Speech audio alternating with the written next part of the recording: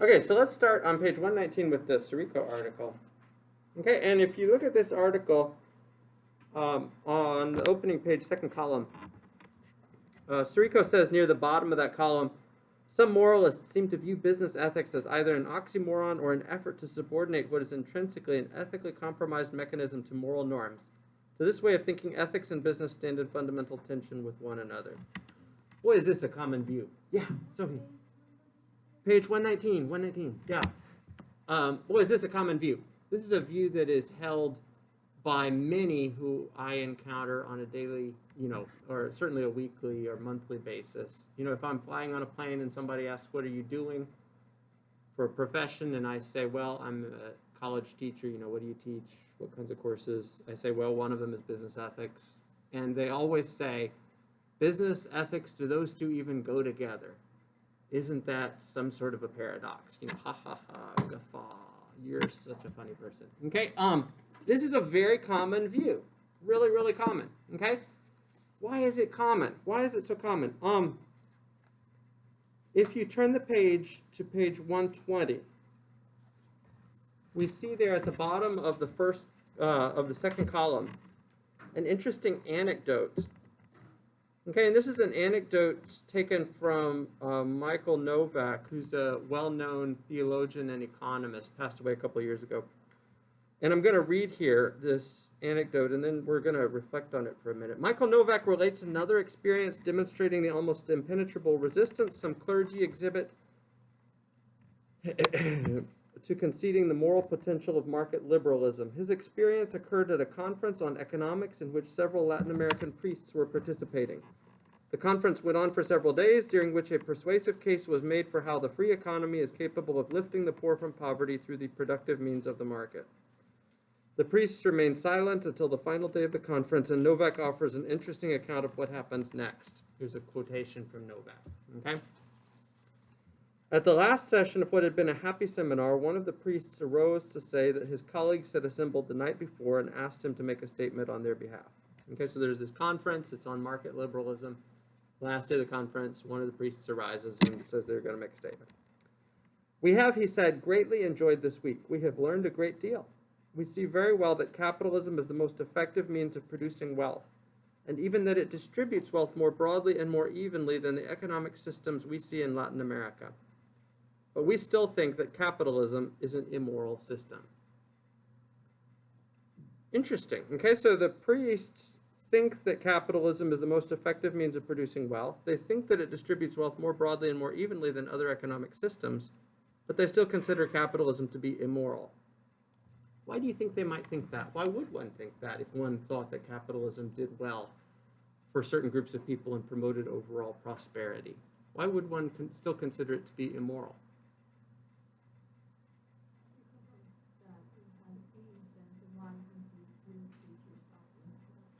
Yeah, okay. Maybe because it incentivizes dangerous character states, like especially greed. Okay, as I've mentioned before, capitalism is a system where different people are encouraged to compete against each other to bring a particular product or service to market. And the winners get money, and the losers get nothing. Okay, and so you want to win, and you sometimes want to do whatever it takes to win. And the system incentivizes this kind of thinking. Okay, and it's very, very good for certain things. Okay, don't get me wrong, after many years, I am a capitalist. Capitalism is great for efficiency. It is ruthless at finding the most efficient possible way to make a product. Okay, capitalism as a system will find the cheapest way to make shoes in the world. It will find the cheapest way to make apparel or electronics. Okay, it is also incredibly good at promoting creativity and innovation.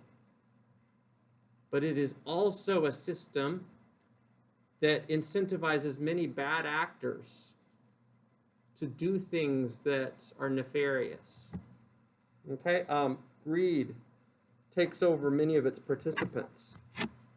Many of its participants, as I've mentioned before, spend their time looking like predators for vulnerable demographic groups to exploit using psychological tactics, manipulative marketing, or other kinds of easy manipulative dynamics. I suspect the reason why the priests said this at the end of the day is probably because they are afraid of the kinds of excesses that I'm mentioning here.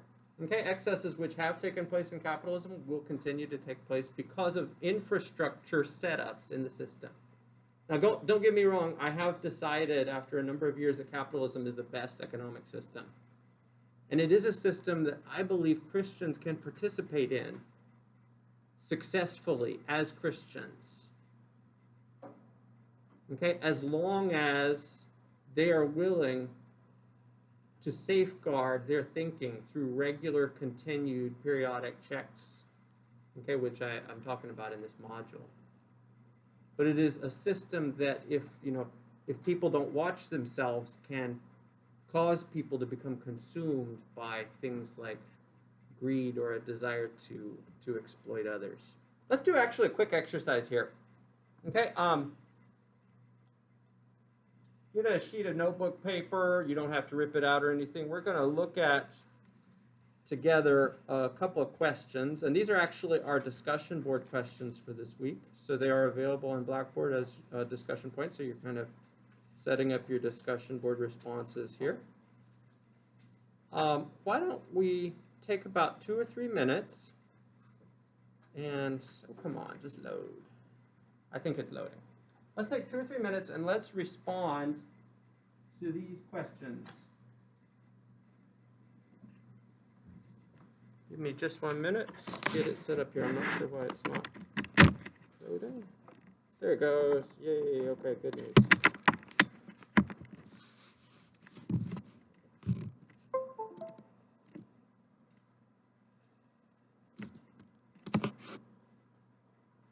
Something off. There we go.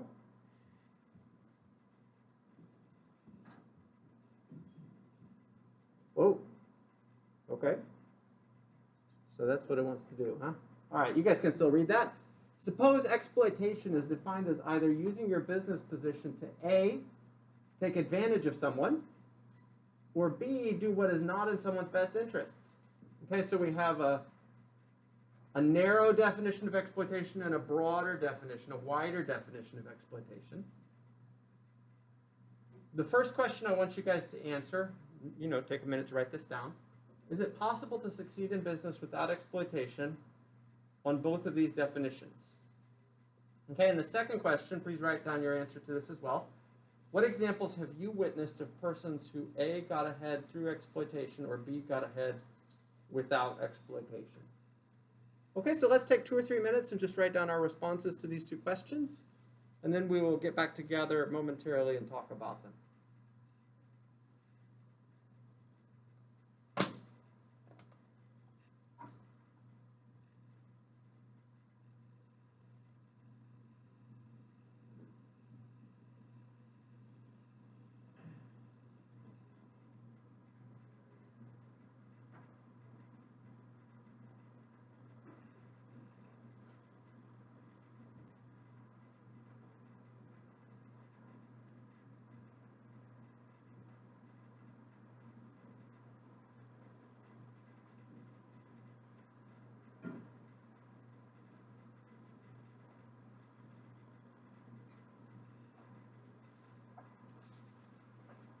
We're using the phrase take advantage of someone in like a malicious context, right?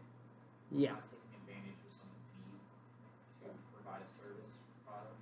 Right, yeah, in a malicious way, yeah. Mm-hmm. Probably intent to profit from someone else's, from harming someone else. Mm-hmm.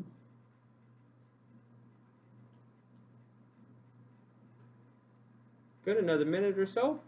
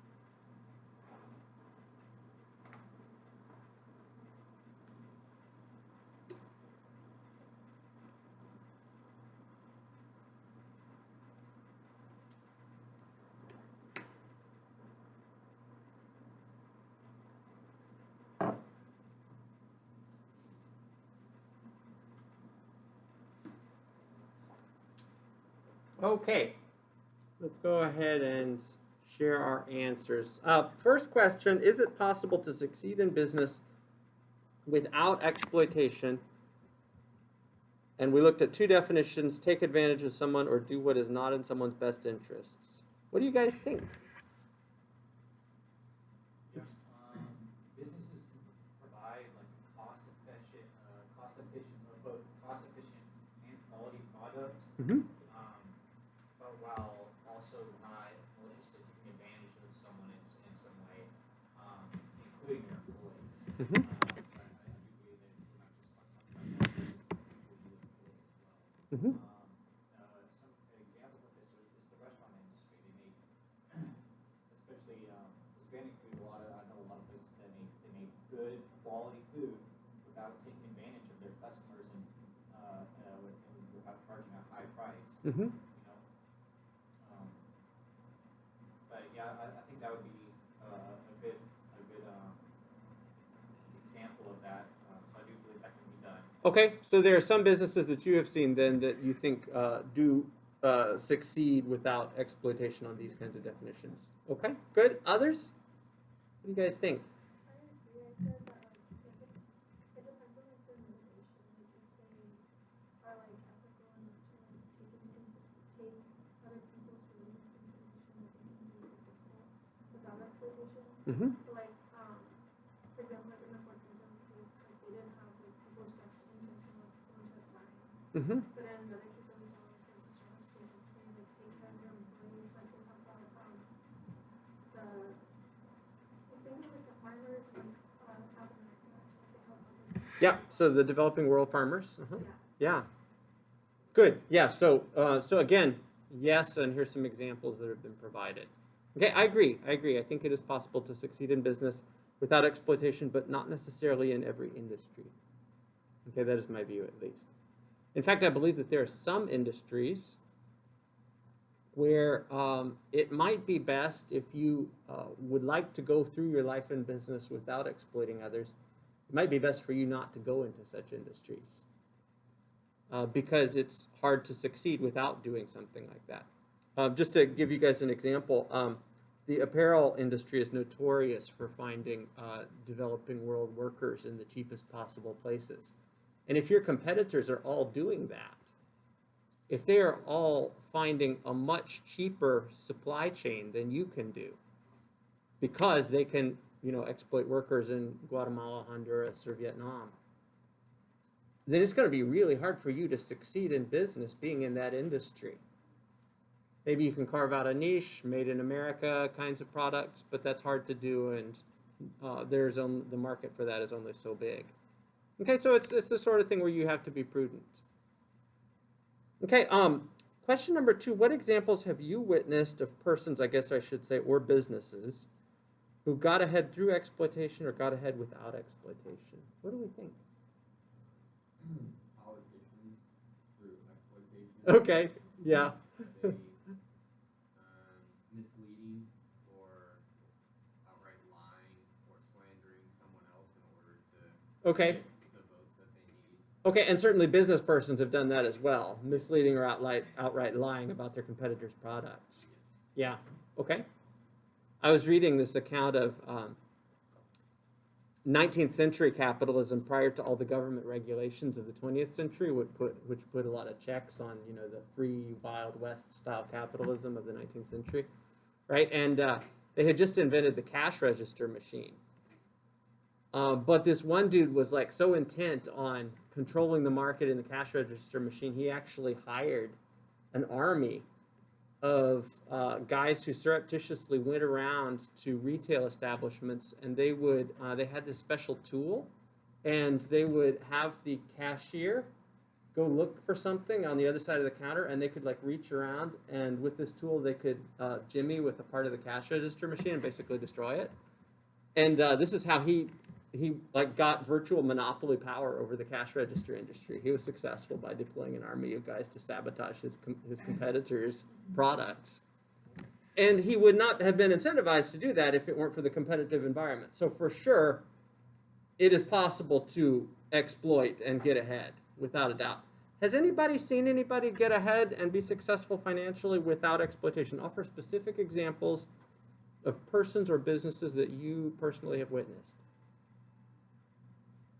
Well, I'm not sure what I'm gonna say about this because technically Starbucks do ethically trade their coffee beans or whatever. However, I think it's kind of unfortunate that a lot of small business cafes not survive. Okay, sure. And we could cite Walmart running out mom and pop stores also. Good, okay. Is that really exploitation? What do you guys think? Is it, I mean, it might be a tragedy that certain cultural values are lost when mom and pop can't run their store in a way that competes with Walmart or Starbucks, because Starbucks and Walmart, big chains, low costs of products in comparison, they're better margins because of the value of the of scale that they can do. Is that exploitation of mom and pop when they run them out of business? I would offer like a small, like I'm not sure that that's completely true that they do that. Because I've been, because Starbucks was founded in Washington, right?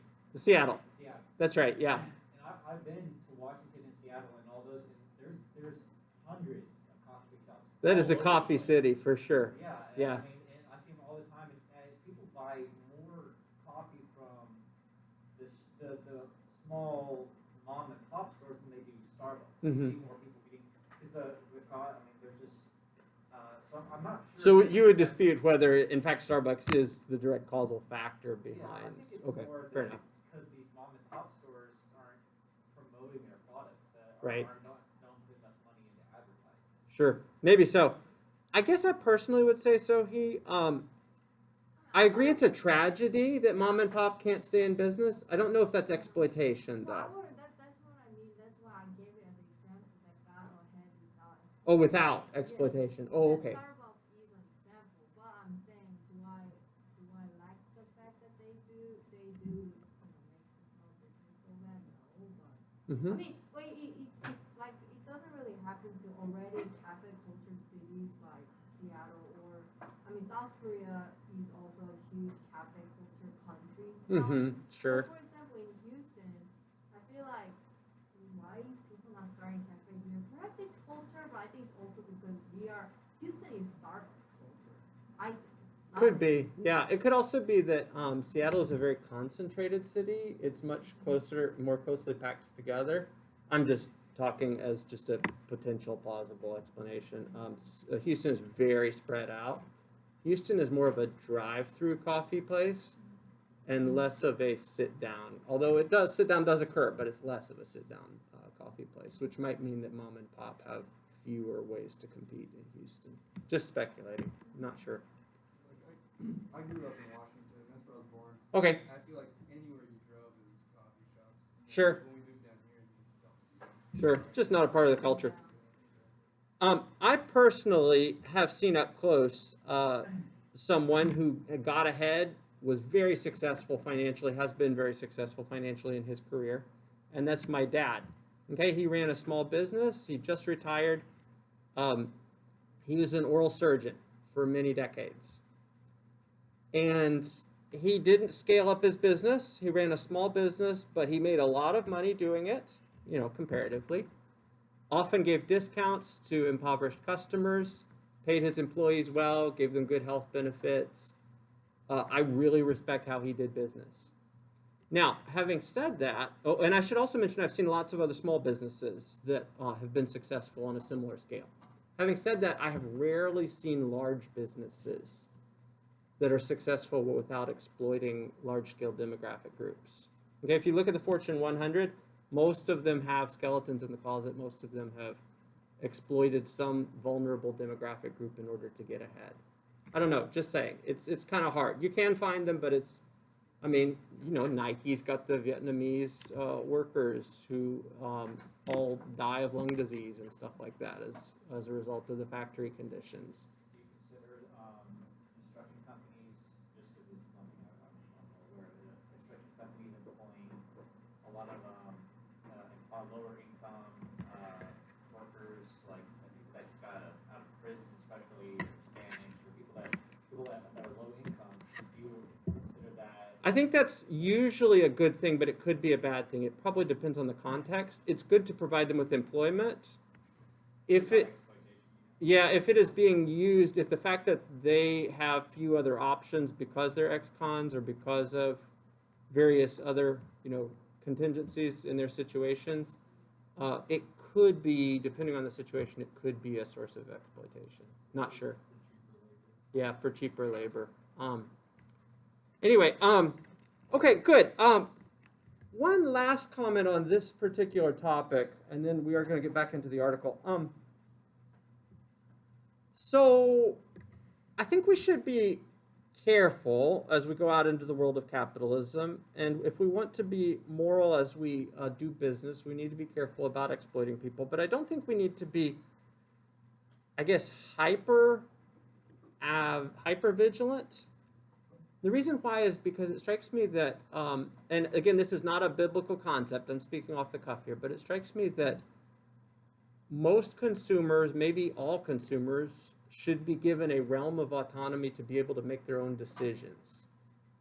Okay, and so if a product, is potentially exploitative, but a consumer wants it, unless it's like a really harmful product, maybe the consumer should be given the power to, and the space to make his own decisions, to be able to run his life his own way. Let me give you an example, right? Okay, so McDonald's causes massive health problems in the United States. Okay, McDonald's food leads to very heavy health costs, public health costs to the community. Okay, because people die younger than they would otherwise do. And they have all sorts of heart disease and other problems as a result of McDonald's foods. Okay, is McDonald's exploiting the people who eat their burgers and fries? I think that, they're not doing what's in their best interest. So on the second definition, the wider definition maybe. But I don't think they're taking advantage of people on the first definition. Because, quite frankly, maybe customers should be given the freedom to be able to choose whether or not to, have McDonald's or, if they want to. Okay? That's just me shooting from the hip. And you guys can, push back if you want to. But that's having seen a lot of this over the years and, speaking from moral experience. Yeah, like when the government started down the conditions. Yeah. Because they wanted, because of the drunkenness and they're saying like it causes family problems and health problems, but then it became more popular when it was banned. Mm-hmm. And it wasn't actually helpful. Yeah. And so I do agree that I think that this can, make a decision. Yeah, in New York City a few years ago, the mayor banned the big gulp drinks because they don't really serve a good purpose. It's pretty clear that they cause health problems and just contribute to people's indulgent appetites and all that.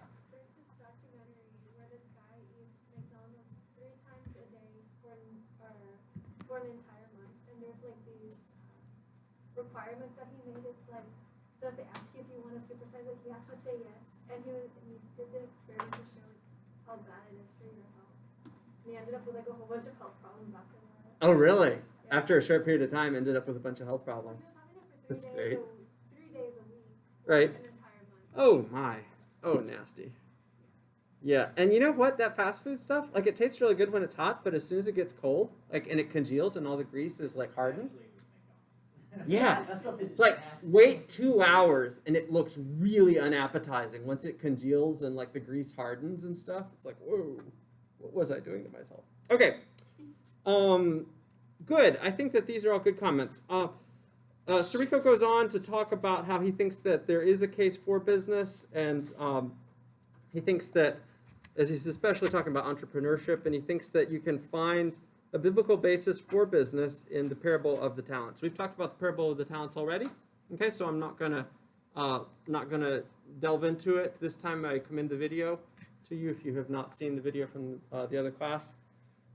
At any rate, the point is there is an abundant biblical foundation for business and for using your business enterprise to profit yourself and your surroundings. In fact, actually, And this is one thing from last class, which you guys didn't see, but I'll just mention it for the context that I'm making for this next article. The key to being a successful Christian and a successful business person financially is to do something that profits yourself while also profiting the customer. Okay, that's the key. If it is a product that is of value to the customer, then you can honestly and conscientiously market it without manipulation. You can honestly and conscientiously charge a reasonable, decent, price in a way that will improve your own margins and make yourself wealthy. Okay, because it is improving the lot of the customer. If it is a product that by its nature is predatory, that is much harder to justify on a biblical account of business. Okay, it's much harder to justify if only you are benefiting from the sale of the product and the customer, from almost any perspective, is not benefiting. I mean, yes, you could say the customer might think he's benefiting, but often customers are fooled or mistaken. Okay, if it's the sort of a business enterprise where in order to move product, you have to engage in gymnastic style manipulative or deceptive marketing, looking at you, credit card industry, right? If it's that sort of thing, then it might not be the best place for you if you want a long-term career that is successful financially and also successful morally, a conscientious career. Okay, look at the Syker article on page 114. Syker offers us 5 different models for thinking of the relationship between Christianity and business. Okay, I see some of us on our phones. Could we please put our phones out in front of us on the table face down? You have a Kindle version. Yeah, we're using. Oh, you guys are using Kindle, huh? Both of you. Okay. No. I totally get it. I have this part in my head. There's like this. It's really hard for like me as an instructor because, right? So I totally get the Kindle thing, right? I get it. But like once the phone is open, it's open. Where will it lead? So anyway, at any rate, those of you who don't have it on your Kindle, please put your phone face down in front of you, and let's get in the habit of not touching our phones. Okay? Good deal. Look at the Syker article. Here are 5 ways of thinking about the relationship between Christianity and business. Type 1, Christ against business. This is on page 115 of the Beyond Integrity texts. Do I see any texts? I see not a single text. Okay, a couple of you with Kindle texts. Friends, bring your text to class. Thanks, man. Bring your text to class. We are in the Beyond Integrity text right now. I see some business ethics and action texts. Kudos to you guys for bringing that text. We've been in the Beyond Integrity text now, though, for at least a week. So, yeah, just pay attention to the syllabus. Cool.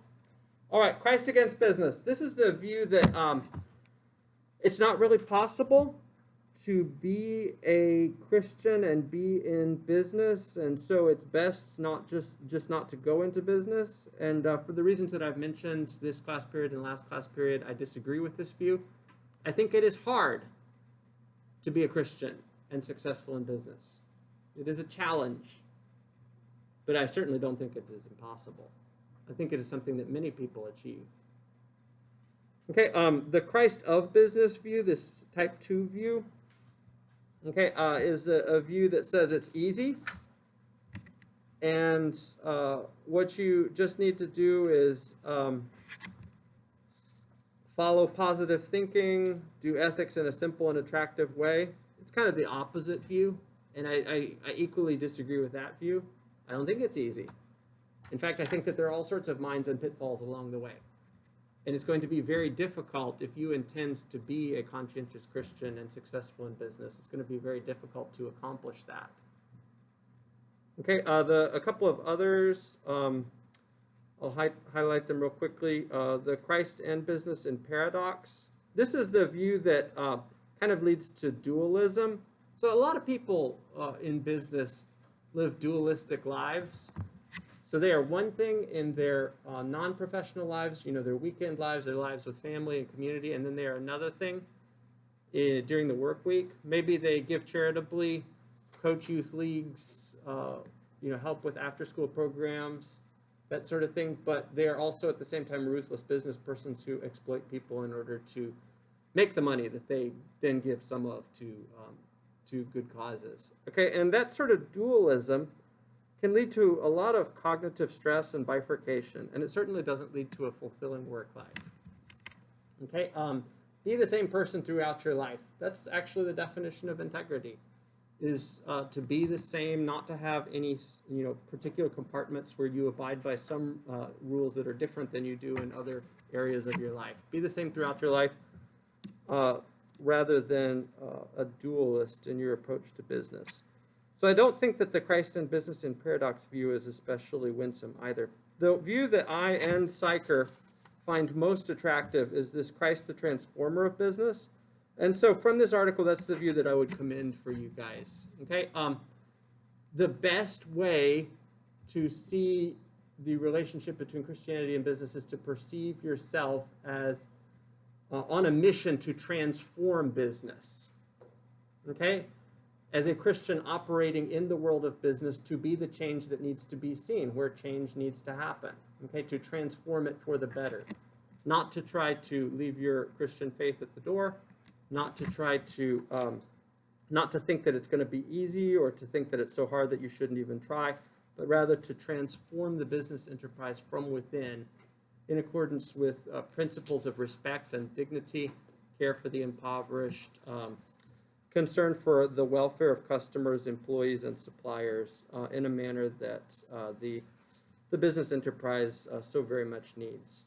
Okay, any comments on that short article? It's a very small little article. Let's look at a case study of a large company, actually, but a company that I think has been very successful at doing the kind of balancing act that I've been describing, where the company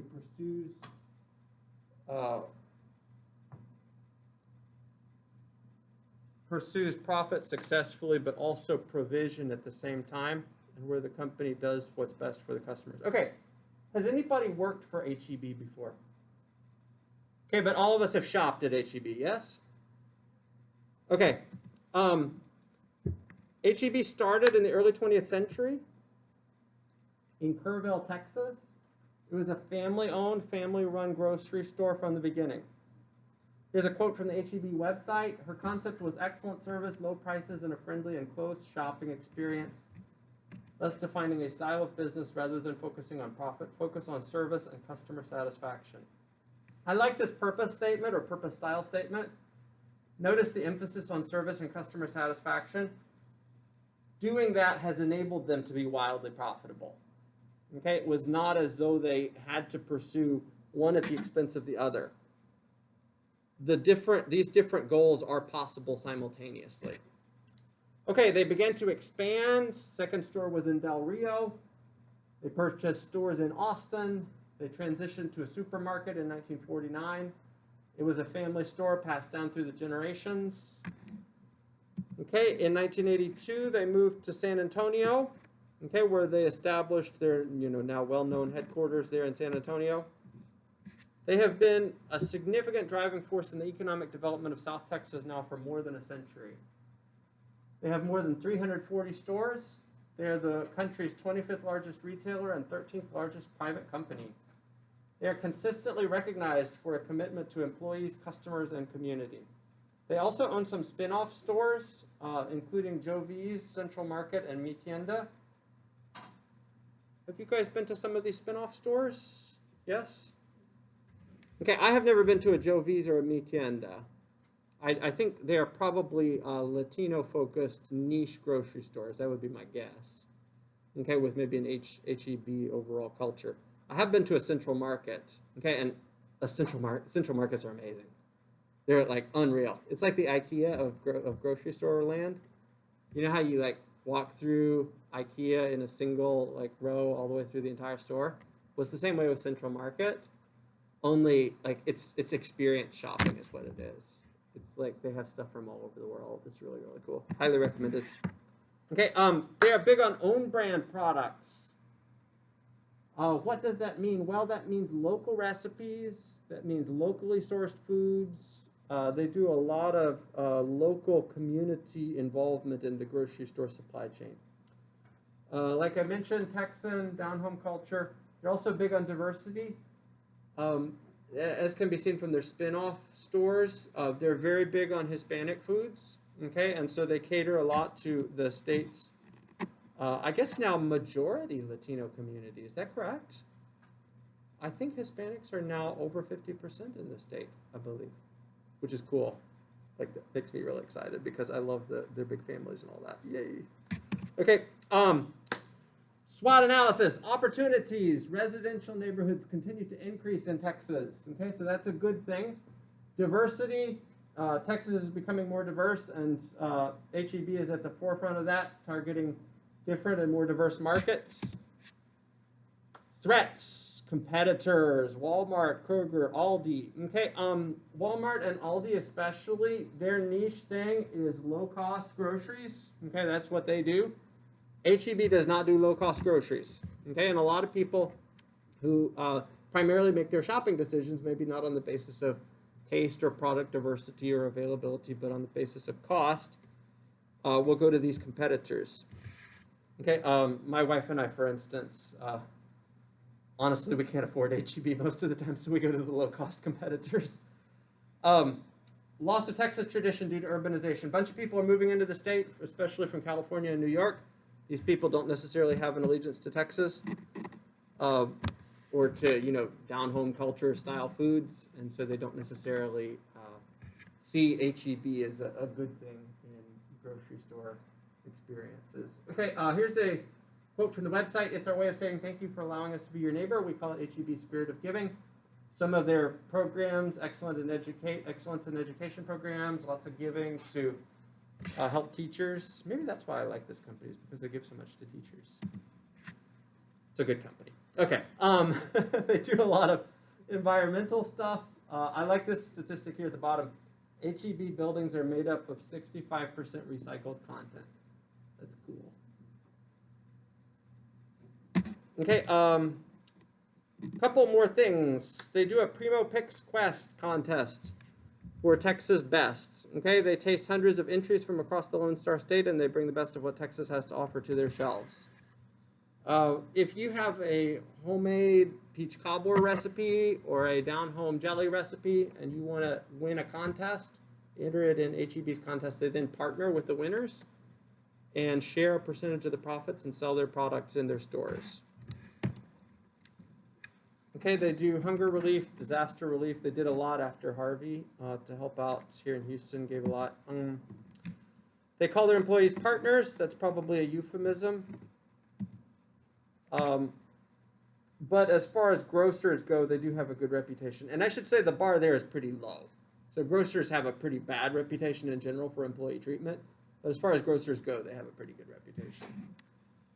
They have high ratings in Glassdoor, higher than Walmart and Kroger, for instance. 95% retention rate among employees, good benefits, etc.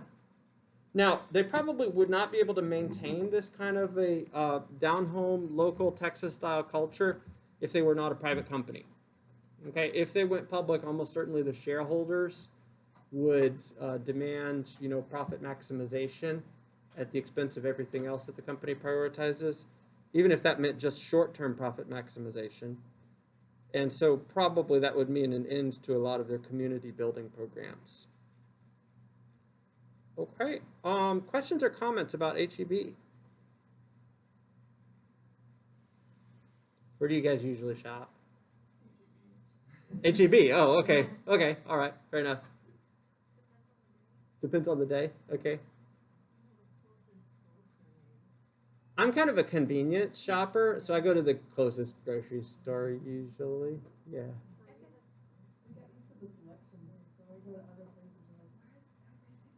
Yeah, the selection is really nice there. That is true.